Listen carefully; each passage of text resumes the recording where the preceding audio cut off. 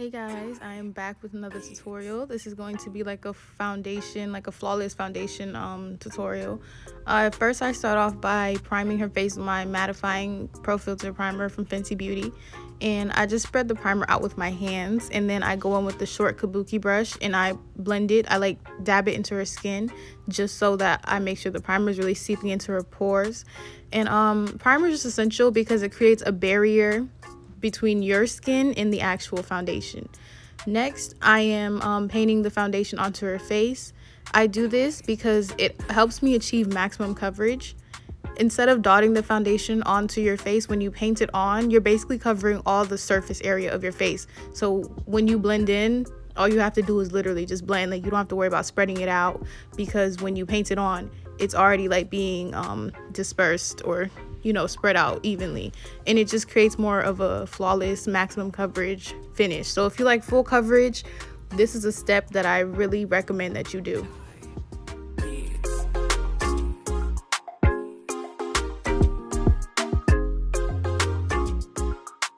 Before I start blending her face with my Instapot face brush, I go in with my Morphe setting mist, and I do this so that as I blend the foundation out, that the mist is basically just locking her foundation in place, because setting spray is basically, like it's in the name, it sets the face. So if you spray your face before blending foundation and then start blending the foundation out with the setting mist on your face, wow, that was a lot, then it'll just help your foundation lock into place. It'll just increase your wear time with your foundation. It'll keep it from moving, transferring. It's really a good step, and I really recommend this, as well as spreading out the foundation. Like, those two steps incorporated into your routine will really make a difference in your overall finish of your face. Notice as I'm blending the foundation into her face, I'm tapping and not swiping. You don't want to swipe your foundation, because then it creates streaky marks all over your face. So when you blend, you want to blend in up and down tapping motions, just to make sure that the foundation is really worked into your skin. It is like kind of covering your pores, because if you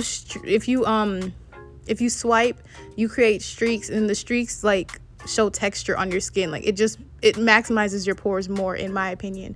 So remember, tapping motions, not swiping.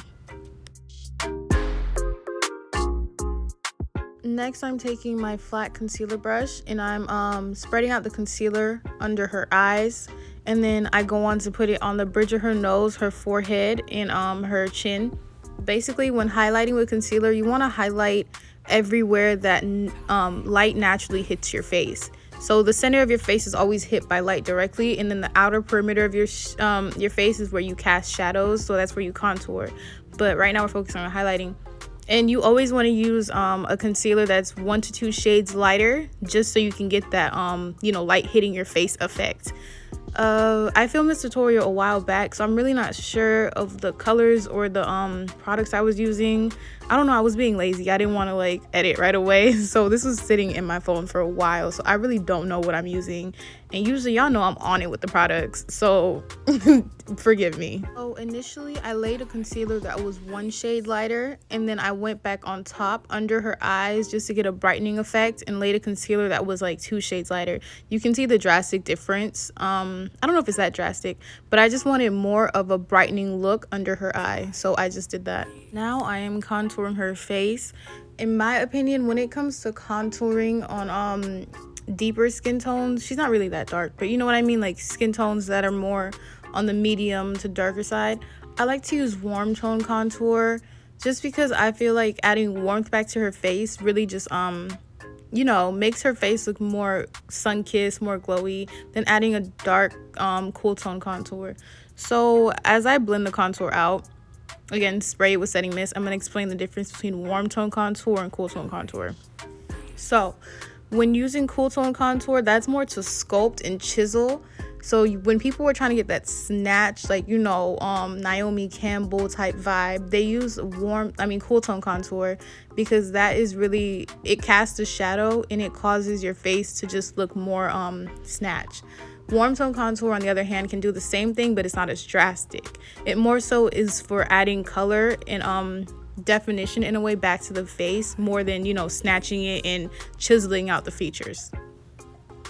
Really take note of the motions that I use as I blend, because tapping motions are so much better than streaking motions.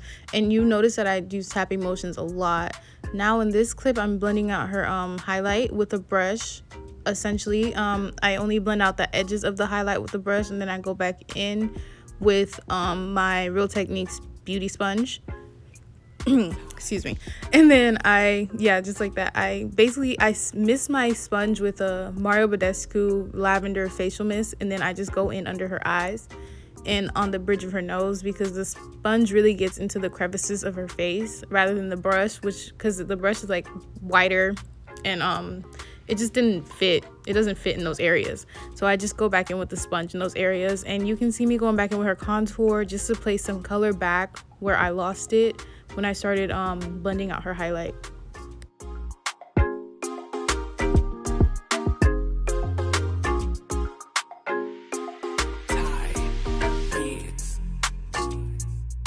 Now we are baking and setting. Okay, so the difference between baking and setting is when you're setting, you're only applying a light layer, but when you're baking, you're essentially applying a heavier layer of powder. I don't bake with every client. I ask them before what kind of skin type they have, because if you bake with dry skin, it'll just make your concealer look all cracky, and it'll just really seep into the dryness of your skin, and that's just not the vibe that you want to go for. Like, you don't want to look like a cracked sidewalk, so we're not doing that. So be mindful of your skin type before you try to find your own foundation routine. Not everybody needs to bake. Sometimes a small brush and a little bit of powder can go a long way depending on your skin type. And but this part I kind of recommend everyone do, cleaning up under your contour with powder. It really just helps create a more defined contour line and a more she just wiggled her eyebrows. I'm so dead. In a more I don't even know what I'm saying no more. I'm back. Okay, so now I am bronzing her face with my Black Radiance bronzer, and I think this is the shade light to medium. And bronzing the face, as a black girl, bronzing is the best thing you can do, because once that bronzer touches skin, honey, you look sun-kissed melanin goddess, like, period. So I just recommend everyone of color invest in a really good bronzer, because it really just elevates your makeup game, and it adds that glowy, it's not even glowy, it just adds that like rich tone back into your face that you lose when you highlight. So when brushing off the powder, I tend to use my foundation brush, because it helps get rid of that powdery cast, because of the excess foundation that's left on the brush, like the excess products. So it really just melts that powder into the skin, and it really just gives you a airbrush finish. Like, you can see for yourself, honey. This technique really does the thing. And then I take a small angled brush, and I contour her nose.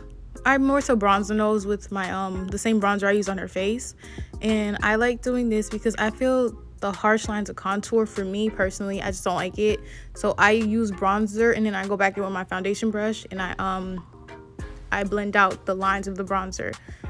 This works for me, might not work for you, but hey, it's just a tip.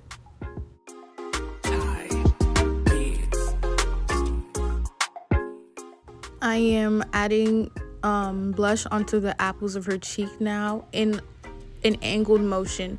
I know y'all see the angle, like, instead of applying blush directly onto like the apples of your cheek, like straight on, try to angle it upwards, because this lifts your face instead of just having it all placed on, like, your cheek.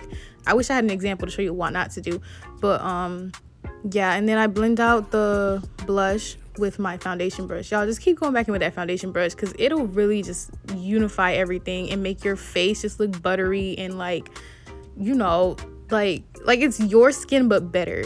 And then I sprayed her face with my facial mist from Mario Badescu, and from Mario Badescu, and I do this to break the powder cast before I put highlight, and this also helps your highlight pop more. Like, I don't know what it is. I don't know if it's because I'm breaking, like I said, the powder cast. The highlight just melts into the skin more when you place it on after you spray the face. And now I'm highlighting her face. I make my clients smile just so I can place the highlight directly on the apples of their cheeks. I try not to go too hard with the highlight, because I really don't like that overpowering overpowering you know, extra glowy look. I just like a subtle glow that looks like, you know, the natural glow of your skin, but it's not. Placing the highlight, I put it on her cheekbones, her nose, her forehead, and her chin. So essentially every area that I previously highlighted with that concealer, I just go back in and add more you know, more shine to it, just so that light hits it directly. And placing highlight on the nose is like my favorite thing to do, because it really just ties the whole nose contour snatch type thing together. Like, it really just does it for me. It really does.